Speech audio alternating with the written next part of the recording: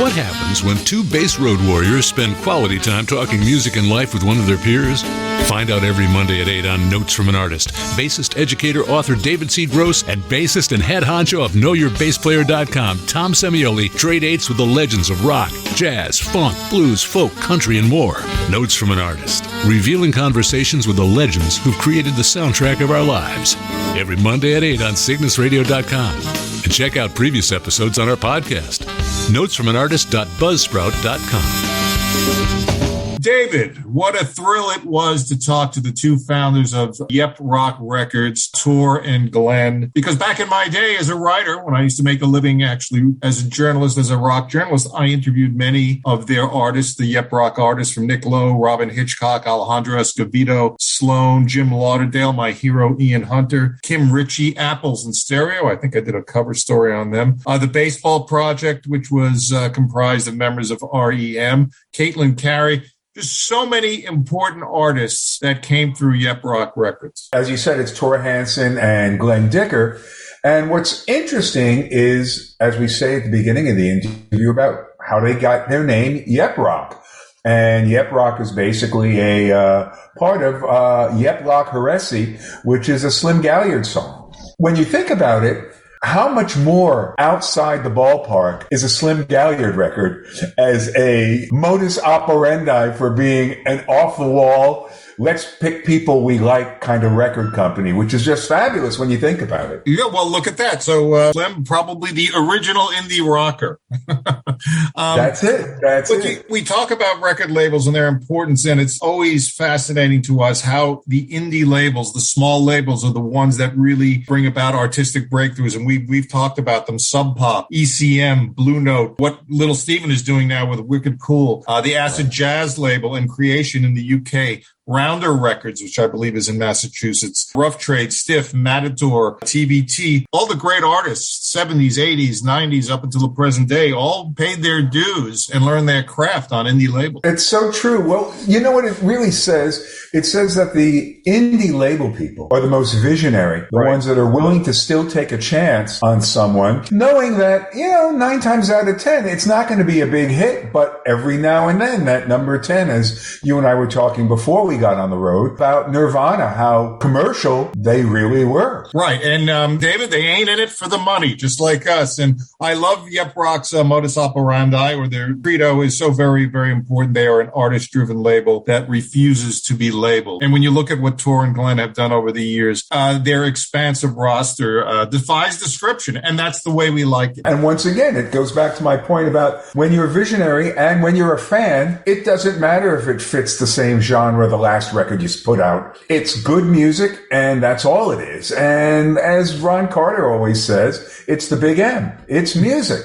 It's the big M. And also, our two friends do afford advice on young bands and how they sign bands. And that's very, very important as we move on in the 21st century, because the role of the record label has changed and streaming has changed everything. It's interesting to hear these two guys talk about traditional media. They are still printing up CDs and record albums. And of course, that is a niche market as opposed to their main bread and butter. But musicians do pay attention because they do afford advice on how they sign artists. And they're pretty much doing the same as the other indie labels. Tor was saying something to the effect that he was reading in Billboard that CD sales are doing an uptick. And what's so interesting about that, after 2 years of COVID, you would think more people would just be streaming so that the actual vinyl and CD markets would plummet. Right. But they didn't. They didn't. So that's a very interesting point. I like their positive attitude. I like the fact that they're growing continuously. They're going to be opening up a spot in Paris. We'll have to go there and have croissants with them. And French toast. That's right. And French fries, for that matter. Pommes frites. It's a really interesting interview. The other great thing about it is we've played, I think it's like 15 or 16 Yep Roc artists. And to think about that over 25 years, because this is the 25th year anniversary, wow, to be able to come up with so many great different artists, that says an awful lot about the record company. Yeah, they certainly are. They're one of the icons of indie labels. And again, I include them in the same breath as Blue Note and ECM and Verve Records with all the great jazz artists. And you've got an original 1999 Yep Roc mug. And yes, I don't think Tor or Glenn have those anymore. So there you go. Thank you, Yep Roc Records, for feeding starving writers and even starving radio hosts. That's it. So enjoy the interview, enjoy the music, and we'll talk to you at the end. Hey, guys, this is Tor. Hey, Tor. Hi, Tor. How are you? Good. Doing all right, man. Good. How you guys doing? Well, we have 4 inches of snow in New York City. I have 10 up here in Connecticut. Oh, man. 10 inches. Okay, man. That's snow. Yeah. Sorry, man, Tom. 4 inches is good, but for city dwellers, it's funny. David and I were remembering about our youth. 4 inches of snow was nothing, and now in New York City, well, there's delays on the train, and be safe, and this, and that. Yeah. I understand, man. We used to have to walk through that snow with 10 miles to get to school with our book straps, and one of our guys in the accounting office, he went to the Washington, I guess it was the Eagles. Philadelphia, Washington game, and that was on Sunday, and then he was coming back down to North Carolina. He was one of the guys stuck. Oh, good God! Off the road, man. Teaches him to go to a football game. I went to the NHL does games now in open air stadiums, and I went to one of them. I attended one of them in Philadelphia. I think it was maybe Bruins and the Rangers. I can't remember who it was, but actually watching a hockey game in a stadium in the snow is pretty good. That sounds great, actually. That was Ian McLaughlin doing Mean Old World. This is Notes from an Artist on CygnusRadio.com. There he is. There's Glenn. Hello. How are you, sir? Good to see you, Glenn. And I see Glenn has the most Yep Roc-ish background. Now, I've done lots of work for Yep Roc. You guys don't know that. I have interviewed over my years with VH1 and Amplifier Magazine and Spin. Let's see, I've done Nick Lowe, Robin Hitchcock, Alejandro Escovedo, Sloan, Jim Lauderdale. I remember when Ian Hunter was signed to your label. That was Ian Hunter doing Soul of America on his Shrunken Heads record released by Yep Roc Records. This is Notes from an Artist on CygnusRadio.com. Apples in Stereo, I think I did a cover story on them. That was Apples in Stereo. Can You Feel It on Yep Roc Records? And this is Notes from an Artist on CygnusRadio.com. And for my efforts, David, you know what I got in 1999? I got one of these Yep Roc coffee mugs. Look at That's pretty cool, man. I don't think I have one of those. Look at that. That is an antique and a little sambuca. And here's the thing. That was back in time when people actually read. Right. Yes, there were these, I don't know if you guys at Yep Roc remember, we used to have these things, long pieces of paper with a staple in the middle, and you fold it over, and there would be writing, and people would pay for it, and writers would get paid, and musicians would sell records. It was a whole other time. Yeah, it was very different times, that's for sure. Let's talk about the importance of Yep Roc in the last 20, 30 years of just independent labels really came into prominence. Although, David, you could argue that independent labels played an important role in the 60s with jazz and rock and roll going back. Well, I think you really can go back to the 50s because you had Art Root with Specialty. That was Little Richard doing Keep a Knockin', which was on Specialty Records, Art Root's label. And this is Notes from an Artist on CygnusRadio.com. You had Chess Records in Chicago.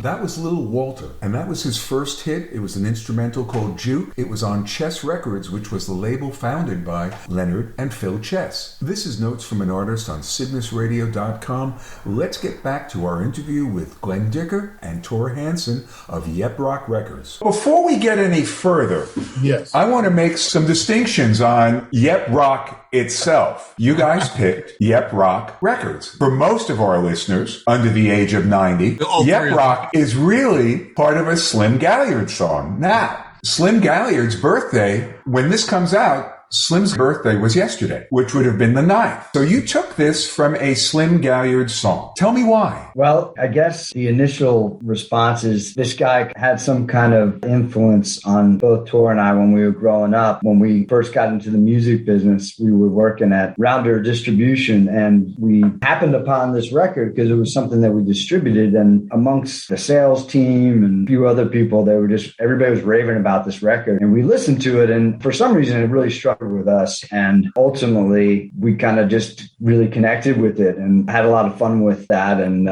I think at the end of the day, I think Tor, you're the one that really you're the one that suggested the name of the label. Well, it was funny because, I don't know, like it was a Slim and Slam record. It wasn't just a Slim Gaylord record. So Glenn and I were this. So it was comical. It was funny. It was boozy. It was tutti frutti. It was, it had all the fun elements of kind of life. And I guess that had really great memories. And when Glenn and I started the label, I was living down in North Carolina, and he was still up in Boston, kind of putting a compilation together. And I remember, we were just like, oh, well, let's kind of bring that into the spirit of the record label. I guess the other thing was just genre bending. You know what I mean? If you look at Tom and David, as you know, something about Yep Roc, we are like all across the map. We just love music, and we love the essence of music. And I think that again, you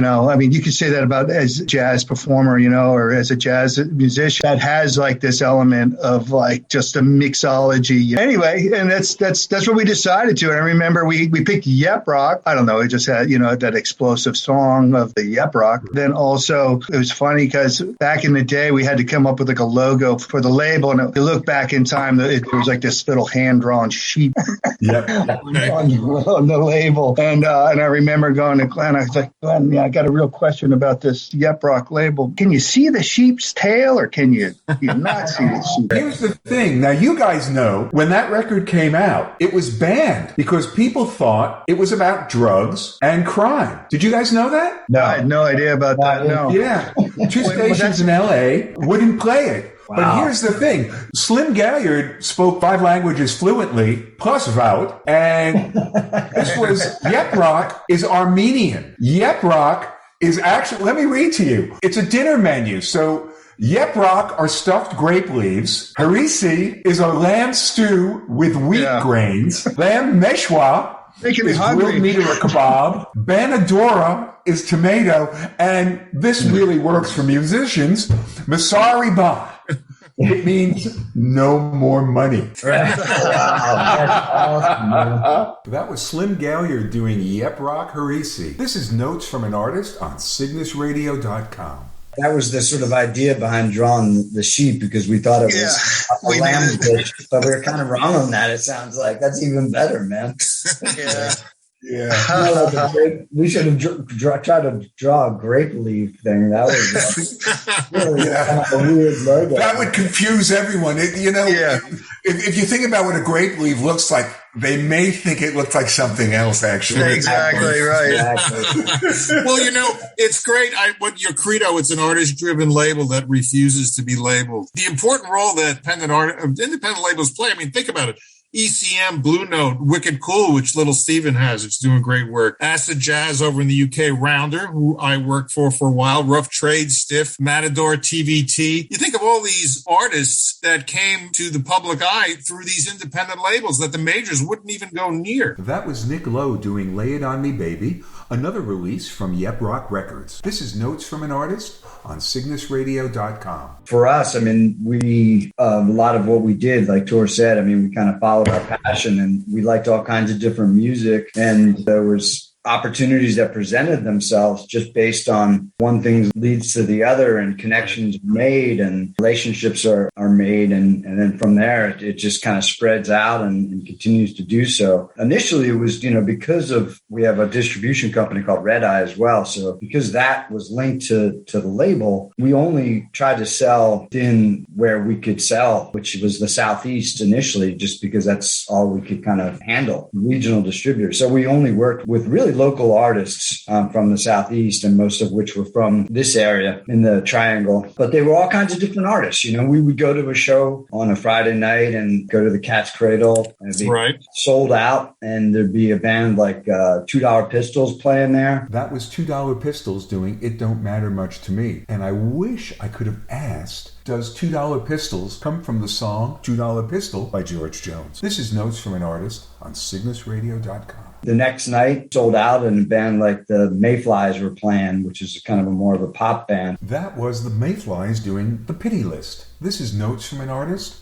CygnusRadio.com. It would be sold out as well, and the same people would be at both shows. Not like a thing. This is who we were. We were like, these are music people, and I think that was the direction we wanted to go. It's interesting how you carved that niche out, because I remember in my writing days when I was at VH1 and AMP and all the other places, I was always the relief pitcher. You know, all the other writers would scramble for the big stars, and I say, hey man, you got anything from Sub Pop? What do you got from Yep Roc? Okay, throw it my way.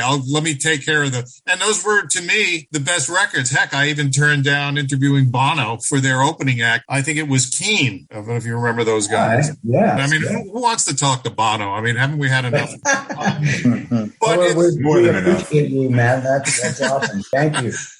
It is, you know, when you sign an artist, you're always taking a chance. I mean, because there's got to be a return on that investment. So, and who better to do that than indie labels? Because everyone I've talked to and working for indie labels, it's more about the love of music than the love of money. That was the Felice Brothers doing Jazz on the Autobahn, another release from Yep Roc Records. Let's get back to our interview. This is Notes from an Artist on CygnusRadio.com. I would say that a lot of times that's not even the first question. Is there a return on investment?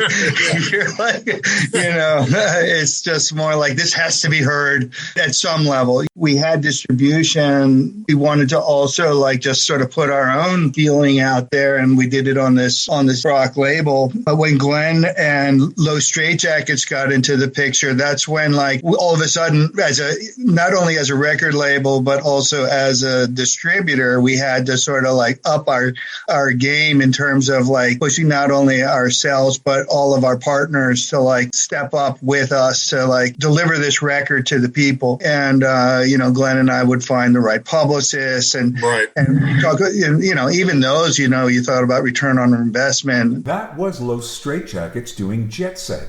This is Notes from an Artist on CygnusRadio.com. A lot of times, even in those days, now that we've been doing it for 25 years, those records been selling for a long, long time. That's always a question. What's the return? Well, man, I got to meet the artist. What is your relationship like with the other indie labels that are left? I know TVT's gone. Sub Pop is still around. I think Rough Trade is still around. I mean, we haven't gone to South by Southwest in 2 years now because of COVID. Right. I mean, I think because of the distribution, I'll say, we have great relationships with labels, and there's a camaraderie amongst labels we distribute, and that does include labels like Rough Trade and Matador and New West and Daptone, all kinds of great labels. And they come to visit us. We have a conference once a year, and everybody kind of commingles, and Yep Roc, of course, is there as well. And so, everybody kind of is friends. It's a friendly environment. And then taking it a step further, there's an organization called HYM, which has an annual conference as well. It's just independent labels. And that's always a time when we get together with the people like Sub Pop and other folks we don't distribute, but we're friends with. And it's a small community when it comes down to it. But I feel like, after 25 years, I feel like we kind of know most people, and it's great. That was Stop and Start by the Sadies. This is Notes from an Artist on CygnusRadio.com. How is Yep Roc negotiating life in the 21st century? I mean, of course, people don't buy physical CDs. I mean, we live in a streaming world now. How have you guys been able to survive the digital revolution? Actually, you'd be surprised how much vinyl and CDs we sell. Still, it's the lion's share of our gross revenue. Really? It's a big part of the community of people that are collecting the records that we're putting out. Now, granted, we have artists, whether it be like a Aoife O'Donovan on the streaming platforms is, on some of the largest stations and the largest playlists, Mandolin Orange, etc. But there still always is a component to that. That was Aoife O'Donovan doing Red, White, and Blue and Gold, another great track from Yep Roc Records. This is Notes from an Artist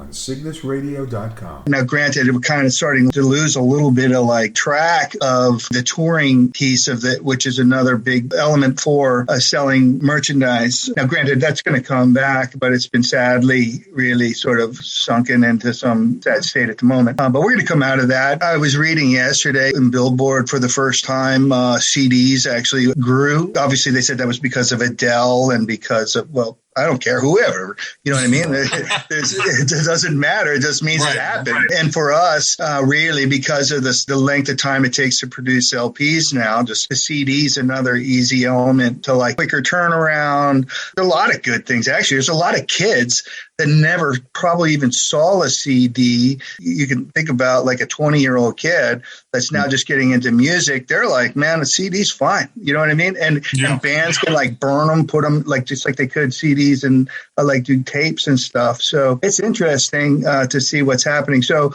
I guess I don't want to get lost in your question. I think about there still are many different buckets that we need to focus on in terms of marketing and manufacturing product is still CDs and LPs is still a big part of our plan. Honestly, the artists probably care the most about outside of, getting heard on the radio and getting on a playlist, Yeah, man. Well, Tor, that brings up an interesting point. Obviously, COVID has created a change in all industries, the music industries in particular. When you think about streaming, because COVID really has brought streaming into the mainstream. Obviously, we wouldn't be talking to you where you are and you where you are, Glenn, if it wasn't for that. Do you think streaming is going to be a major part? I mean, a lot of the legacy acts probably don't want to go on tour anymore. Plus, it's cost prohibitive. They're not working 4 or 5 nights a week. And COVID society, that wouldn't be. But wouldn't you think, I just thought of this, as you'd have a virtual merch table along with the streaming concert? Yeah, I mean, I think I do agree with Tor. I mean, I've been to plenty of shows, so I don't think that the shows are going away. There have been even several of our artists, we have done live shows virtually and had a merch opportunity for people to buy. So we've done a lot of stuff like that, but I don't think it takes the place, and it won't take the place of the actual live performance. I mean, I think at the end of the day, as Tor pointed out, there's many buckets that we have to kind of focus on. And that's kind of like the difference. When we first started, it was really just CDs. There was like maybe 1 or 2 bands that would put out a vinyl record. And of course, there was no digital. I mean, when we started Yep Roc. And so I think what we're seeing now is this maturing of the streaming marketplace to a point where these subscriptions are growing and continuing to grow and expand. And the money is creeping up a little bit in terms of the cost of the subscriptions, but more and more people are adapting to it or adopting it as a form of listening to music. Fortunately for us, the music we put out is never meant or expected to be a kind of commercial thing. It really is sort of a hardcore music fan type of experience. Right. And those people tend to want to go to the show. They want to get the record, stream it all day in the car. I mean, because if you buy a new car now, you don't have a CD player. You don't have a CD player on your computer. So people stream music all day long, and they want to hold that piece of vinyl as well, which just seems like the by far preferred format for people right now. Yeah. That was the Born Ruffians doing Breathe. This is Notes from an Artist, cygnusradio.com. We're trying to open an office in Paris, and I've been talking to people, and the first guy tells me, I've been working for Sony, and we're coming up with this new thing where, you just gatefold, and then the band's going to be like playing on top of the thing. And I'm like, that's going to be your concert? Did you pack? We're interviewing Ron Carter a couple of times. It gets back to what he calls the big M, music. It's all about the music. So hopefully companies like yours, and here we are 25 years later, you guys are still going strong. That was Jim Lauderdale doing The Opportunity to Help Someone Through It. This is Notes from an Artist on cygnusradio.com. I've got one interesting question for you. Bit provocative. What would you guys have done differently now looking back? Do you want to start that tour and then? Well, let me just think I got to think for 2 minutes. Not even 2 minutes, at least 10 seconds. I'm like, it doesn't come straight out. It's like only I could. Sometimes it's like if there are only more hours in the day, something like that. Because this is it's promotion and marketing feels like a never ending sort of opportunity. One thing I could say is, I could be like, okay, well, in one aspect aspect, I could go further, but in one aspect, I say, man, I need to take some more time. You know what I mean? It's like, that doesn't sound like the right answer, that anybody would want to hear, but it's like, it is a reality that, as a small company and you're always pushing forward. There have probably been times in our career where we were like pushing something out there into a market that you weren't sure about and made mistakes. Granted, I wouldn't take those mistakes back, but unless I did it again, So I don't know. I honestly, there's not much I'd take back, man, or to think back, because I feel like every success and every mistake has been like, in some way, some sort of blessing in terms of like just something that's like continue to grow our experience and our ability to like talk to people, talk to artists, talk to record stores in general. So it's been so much fun. That was Marathon by Chuck Prophet. This is Notes from an Artist on CygnusRadio.com. I find that in rock particular, the most dedicated fans are probably the prog rockers, the real hardcore heavy metal guys, and the indie rockers. So this is why I see, like you say, they want hard copy. They want that vinyl with the artwork, and they want that digipack CD that looks real nice, and they need to hold that, and it's a tangible thing. But one of the things we found was interesting. We interviewed Ron Carter, and we interviewed Larry Grenadier, and we also talked with Colin Blunstone and Rod Argent of the Zombies. The occasion for talking to them all is that they were doing streaming concerts. Now, Larry Grenadier did a solo bass performance from the Village Vanguard, which was beautiful sound. I don't know what streaming company they used, but it was visually intriguing because the Village Vanguard, very scenic place to shoot. And then the Zombies did their show from Abbey Road Studios. They did something that they couldn't do on the road, which was bring an orchestra in for a couple of songs and do Odyssey and Oracle, do some of those songs. So I could definitely see, as a fan of both Larry Grenadier and the Zombies, well, I'd pay $15 for a ticket to watch a 2-hour show from Yep Roc Studios and see the artist perform. And in the Zombies case, do a question and answer with the audience, and then buy their merch on whatever it was, I guess, their website and things like that. So that is a viable way to maintain your connection with your fan base, with your consumers. Definitely. The artists kind of lead the way in the way they're comfortable in doing, and we try to offer them opportunities to kind of advance their vision, basically. I mean, we don't push people to do things that they don't want to do, whether engaging with social media. If they're not comfortable doing that in a hardcore way, it's like, that's fine. Some people don't feel comfortable about doing the virtual stuff as much, and they just want to get back to playing live shows. But I agree. I mean, we've learned so much from this experience of the pandemic that communication doesn't have to stop completely, and you just have to figure out how to pivot and do some fun stuff. We've tried a lot of cool stuff, and some of it has been really great, and some of it's been, just so-so. But you learn from it, try to take the best of things and then go forward and do it again. And I think even with live shows coming back, things like that will continue, because fans that were never going to go to certain markets in the world. Right. Especially somebody, I would always think that Nick Lowe would be a great artist to do something like that, a remote show with Nick Lowe, the Impossible Bird, right? And have him Q&A and things like that, because think about it. I mean, even Zombies are, legacy artists. They're a little bit older and it's harder for them to get out. But for any artist to break even, they've got to do 3 or 4 shows a week to substantiate touring. And the venues aren't there anymore. Right. And then you have to figure that from state to state, everybody has different COVID laws in the United States. And then if one guy on the crew gets COVID, then you shut down for 2 weeks. And then what happens? So it seems to me that, and David, that streaming performances are kind of, they're going to be a necessity. David and I do this benefit with Teen Cancer America, Who Cares, Roger Daltrey, and Pete Townsend, and we just did our first performance in December. We called it our Apollo 10 because we wanted to see if it worked. And what we did was a downtown version of the Beatles Get Back, because Peter Jackson's documentary had come out. Yeah, and one of our guests was Nick Calloway, who put out the official Get Back book on Calloway Books. And we brought all these downtown artists to remake and remodel Get Back. And it was a tremendous success. And I said that, David, we could do this on an international basis. We could could stream this. We had guys that had played in the Ian Hunter band, guys who had played with Garland Jeffries. We had Chris Parker, who's done everything from Miles Davis to Aretha Franklin to Stuff, and John Cicada. So, and we did it at the Cutting Room, which is a great place to shoot things. It is a revenue source, you know. No, sure. I think if those opportunities exist, management would be like wanting to probably get in line to get booked if there was an audience and there was a way. That's just something that generally we've always been open to these ideas. When whoever, whether it was Spotify sessions or if it was like Amazon Quickie, whatever concerts, whenever there's an opportunity to promote an artist, and certainly if it's an opportunity for them to make some money as well as sell some merchandise, our ears are open to connect that up. That was Alejandro Escovedo doing Outlaw for You. This is Notes from an Artist on CygnusRadio.com.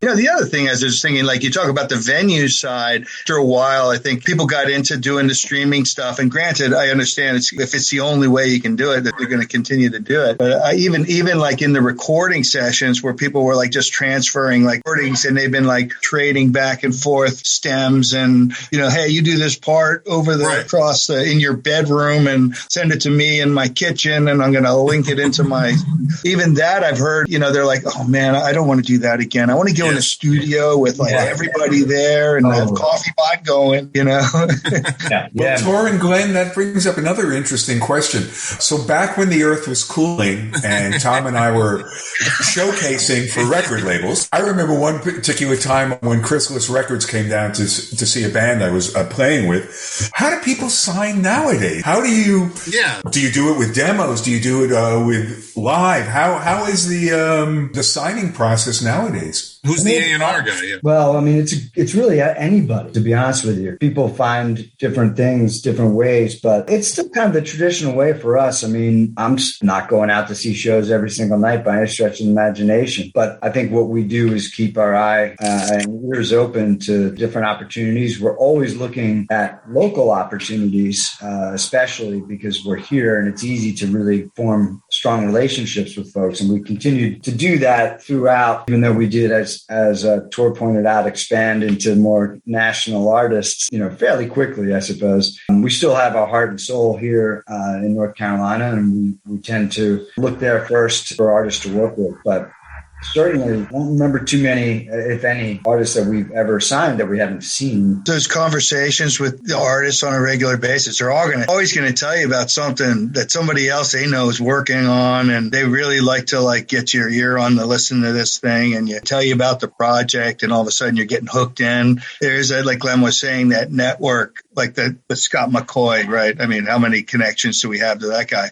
Yeah, it was amazing. How many, the baseball project, and then the -5. And then Peter Buck, and then, a very networked music crew, I'd say, or what have you, How was Yep Roc negotiating our fragmented media? Back in the day, not too long ago, there was alternative press and there was no depression, and you had Pitchfork and Amplifier and VH1, and you had, obviously, Rolling Stone and Spin covered many of your artists and things, and people gravitated towards those media. Now everything is fragmented. How do you get the word out about your new releases? Well, I mean, I think that there's more opportunities to get the word out. It's just that there's not as kind of big time filters, but there's a lot of them. Certainly social media is a big one. And the goal is not just communicating directly with the fans, but trying to expand the fan base. So you need those external helpers, and the traditional ones still are important, but social media has been a huge lift to be able to connect directly to people about the music and sharing the information with fans and all the digital partners. Obviously, that's what they do. Still going to a record store to look for a record and hearing something overhead is still a way people get turned on to things. People do like that human filter to try to make recommendations. There's a lot of those things to kind of hit, but we still use the traditional publicity, radio, touring, all those things are still foundational for us. Recently, through this COVID, where people, the record stores weren't getting as much foot traffic. Maybe you don't go in there and you get it overhead, but it's like these great record stores around the world and, obviously in the United States needed to adapt to the market, and they built online platforms for buying records. Right. So therefore, they are just dealing with you get a more focused presentation of this week's new releases or upcoming releases. It comes with not your normal, just sort of blurby thing. It's like if you've been around the country and you went to like whatever Aquarius Records in San Francisco, everyone had a handwritten description of like staff pick. Those types of things still matter a lot, and it's actually given our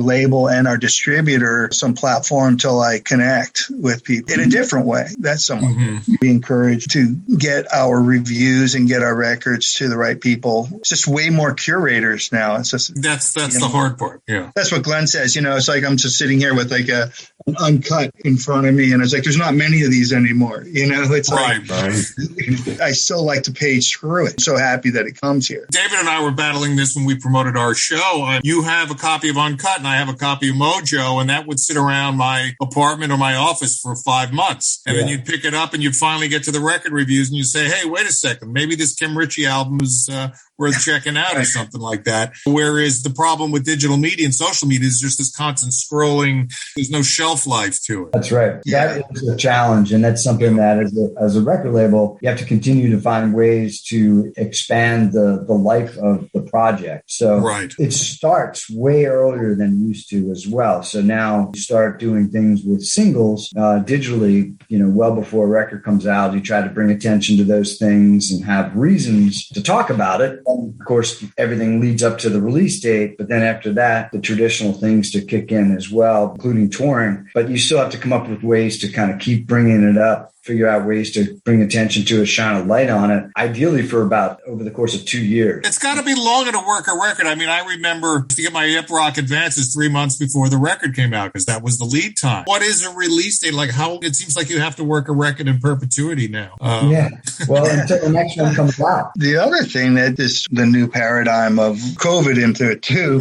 we've been able to reissue records, way more consistent. We used to press up whatever, 10,000, 20,000, 30,000 records on some releases. And now it's like, okay, well, we're going to reissue this in a really cool way. And we're going to press 3,000. That's great. You just keep it going. If you got a catalog and you've got the staff to like really sort of get behind it, and there is a system and there are like certain things we have to do. So it's just sort of learning as we go how to keep that flow going with enough attention that it perpetuates and keeps moving forward. That was Dave Alvin doing Johnny Ace is Dead. This is Notes from an Artist on CygnusRadio.com. You can look at these as smaller successes, right. But it's also keeping the label going. It's keeping the artists out there. It's like that's been fun to like see those records come back in a way. You can almost like it's not even like back in stock. It's like no, this is actually being reissued, which is a different thing. Well, it's interesting. Tom was saying about the magazine just sitting around your house for a while. So last week I get a new copy of Downbeat magazine online at this point. So I'm going through it. My Apple iTunes on the side. I'm going, this record review sounds good. Let me go get the record. The record hasn't come out yet. So the chances of me going through Downbeat magazine second time are between slim and none. Yeah, right. That won't happen. So the alignment is off, if you know what I mean. Yeah. So that record that I may think, that'll be interesting to pick up, no longer is in my wheelhouse because another magazine or another surefire media thing comes out and tell me, go check this one out. So you're missing that alignment. Do you know what I'm saying? Yeah. Well, a lot of that is based on the problems with supply chain issues and manufacturing. A lot of things are coming out digitally. I would imagine that if it's in Downbeat, you'd be able to at least stream it. So that's what's been happening over the last couple of years. Manufacturing has been delayed. And so the vinyl CDs sometimes, I suppose, too, but especially vinyl can be substantially later. I think we're getting a little better. Everybody's getting a little better sort of adapting to that. It's just it's been difficult because it was like all of a sudden you went from that 6-week turnaround to like a 6-month turnaround or 9 months now. That's probably what the situation is. But I mean, I'm the same way. I mean, I'll go and try to, if I read something or hear about something, I'll try to now just listen to it on Spotify. And if it's something I'm really excited about, I'll go out and buy it as well. But for a long time, I would just look in the review and then I'd be, I'm going to listen to this record. And I just pull it up on Spotify and listen to it. And it would go through like, I don't know what it is, Bluetooth into my stereo and then out. And then I started like, okay, I listened to this record. Then I'm like, oh man, here's a promo of that record. I haven't seen that record. Put the record on. I'm like, oh my gosh, difference in sound quality. The difference in the experience of listening to that record is like, I'm not an audiophile. I'm not like, my ears got tinnitus and I'm ringing in my ears. So, it's like, sure. But I really feel the difference in the listening experience from a physical copy going direct in your audio system, out your speakers, and going through some Bluetooth situation. Yeah, I think that's really, when you think about it, it's not, my ears are fairly shot as well. You play big bass amplifiers for so long, you're lucky you hear anything. But it's warmth. I think that's the thing. It's not that I'm losing this frequency or I'm hearing this frequency.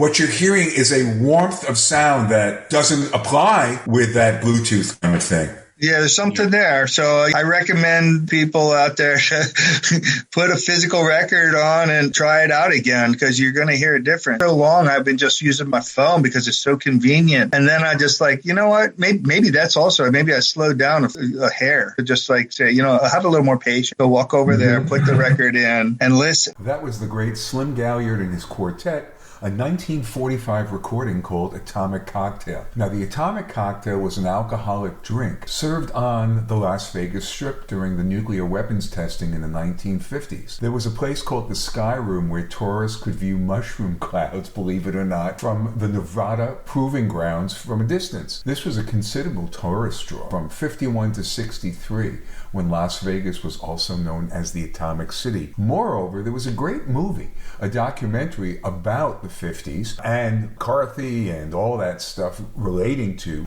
communism and the atomic cocktail. So a real interesting period in time, one of my favorite periods in time. This is Notes from an Artist on CygnusRadio.com. Of course, the resurgence of vinyl. I was looking for a Yep Roc cover here. I don't see them. I have to go look in storage because I know. Man. You remember these guys, huh? I totally remember that. Yeah, sure. I was the features editor for about 8 years for those guys, for Amplifier. Getting back to, yes, you say the resurgence in vinyl, just the aesthetic, the artwork. I'm starting to see a lot of that, and I give vinyl to the young kids, my friends who all have children and grandchildren in college. And yes, vinyl, I think, is probably it's the totem of the indie rocker. I mean, we all wanted to see our music on this long player, on this 33 and a third LP. But speaking of bands, and you have bands all across the spectrum and all over the country. David and I were thinking for the upcoming benefits that we have with Teen Cancer America, who is in our area? Who do you have in Brooklyn and in the general New York area that we can invite to a couple of shows? First one that comes to mind is the Flesh Tones. Yeah, sure, I know those guys. They can make a party, that's for sure, out of anything. Eva Donovan spends a good amount of time there. She kind of lives half the time in Florida near the school where her husband teaches, and then half time in New York. Who else is up there? I'm trying to think. Well, I've been in communication with Margot, who, by the way, if everyone I dealt with was as on top of things and as quick to respond as Margot, the entire world would be in a much better place. Let me tell you something. She's amazing. So yesterday she contacted me about Eli. That'll be great. She also said something about Daddy Longlegs. So what we do now is we reimagine a classic rock album. So last month was... We destroy classic rock albums. Last month was Let It Be. This month is Beggar's Banquet. Oh, very cool, man. You were just listening to The Who do Armenia City in the Sky from their album The Who Sell Out. And before that, we heard Stray Cat Blues from the Rolling Stones, Beggar's Banquet. This is Notes from an Artist on CygnusRadio.com. Daddy Longlegs would probably be awesome. Yeah, was looking at them. Yeah. Great. We'll have to invite them. That'd be great. Yeah. And if you need any help with any of that stuff, just feel free to hit us up or hit That's great. Hopefully there won't be the COVID shutdown that looks like and it's... Is it coming up, like you said, February or something? Yeah, February we have 9. a show tentatively scheduled for February 9. You guys will probably be done by then. That'll be the end. That'll be done by then. And we're looking to do a South by Southwest in March. Okay. So we'll let you know about that one as well. And also something at the Hall of Fame in Cleveland. There. Alejandro's here quite a bit. He's in New York quite a bit with my friend Richard Barone, and he's kind of a regular. Yeah, he's a regular at the City Winery. That's great. Yeah, he will be in Austin, and assuming everything goes right with South by Southwest, he'll be doing like his little sort of show on the 20th. He used to do these things like an after party kind of thing, and right. Richard Barone will be there. Wayne Kramer. I mean, he's talking about a bunch of different things that he's interested in having on there. So we'd love to have Alejandro and Richard on the show. Yeah, I mean, I know, like I said, I know Richard from playing down here. Yeah, man, it'd be great. Alejandro would be totally, I'm sure, up for it anytime, man. Yeah. Well, man, this is great. Thank you guys, man. I really appreciate the attention, man. And this was beautiful, man. I really, really, really like meeting you guys and hanging out here. It's great. I have to thank the indie rock community for supporting me all these years, because when I was a freelance writer, every night I went to a record company party and had free booze and chicken fingers. My cutlery was from all the indie labels. My clothing, Oh man, he was sponsored by Ziploc because he had the little bag that he would put the food in. I've seen it happen in real life.